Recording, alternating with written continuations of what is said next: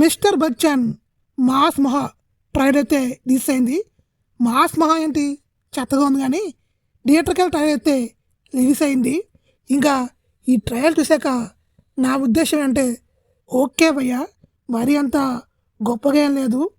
ఇంకా హరీష్ శంకర్ రీమేక్ సినిమాని ఎంత ఫ్రెష్గా తీస్తాడో ఈ సినిమా కూడా అంతే ఫ్రెష్గా తీసుంటాడు. హరీష్ శంకర్ టేకింగ్ వేరే లెవెల్లో ఉంటుంది, చెప్పక్కర్లేదు.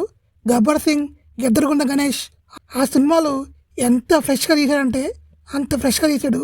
ఈ సినిమా కూడా ఒక రీమేక్ సినిమా కాకుండా స్ట్రైట్ సినిమాగా అనిపించేలా తీసే ఉంటాడు. ఇంకా ఈ ట్రైలర్లో సత్య ట్రాక్ చూస్తుంటే ఆల్రెడీ మనకి తెలుగు సినిమాలో చాలానే వచ్చాయి ఈ ట్రాక్. ఇప్పుడు మళ్ళీ హరీష్ శంకర్ ఇందులో కూడా కొంచెం అటు ఇటు మార్చి పెట్టుంటాడు. నాకు తెలిసి ఈ ట్రాక్ వర్కౌట్ అవ్వచ్చు, అవ్వకపోవచ్చు. ఎందుకంటే మనం ఇలాంటి ట్రాకులు చూసి చూసి చూసి చాలా అలసిపోయాము. ఇంకా చూడాలి హరీష్ శంకర్ ఏం మ్యాజిక్ చేస్తాడు అనేది. భాగ్యశ్రీ మన మిస్టర్ బచ్చన్ హీరోయిన్, గబ్బర్ సింగ్ ఇంకా గద్దరగొండ గణేష్లో పూజా హెగ్డే, శృతి హాసన్ లుక్ ఎలా అయితే ఉందో సేమ్ అలానే ఉంది.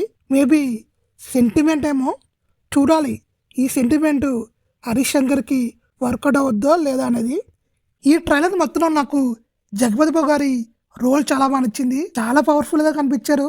ఇంకా రవితేజ, జగపతి బాబు గారి సీన్లు అయితే నెక్స్ట్ లెవెల్లో ఉంటాయేమో, చూద్దాం.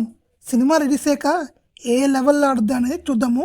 డబుల్ స్మార్ట్ బాగుంటుందా లేదా మిస్టర్ బచ్చన్ బాగుంటుందా అని కామెంట్ చేయండి. నేనైతే టు బి ఫ్రాంక్ రెండు సినిమాలు సూపర్ హిట్ అవ్వాలని కోరుకుంటున్నాను. ఓకే, ఈ రెండిట్లో ఇది బెస్ట్ అంటే నేనైతే స్మార్ట్కే వేస్తాను. రెండు కమర్షియల్ సినిమాలే. ఈ రెండిట్లో కోటేయాలంటే నేను డబుల్ స్మార్ట్కే వేస్తాను. మీరు దేనికి వేస్తారో నాకు కామెంట్ చేయండి.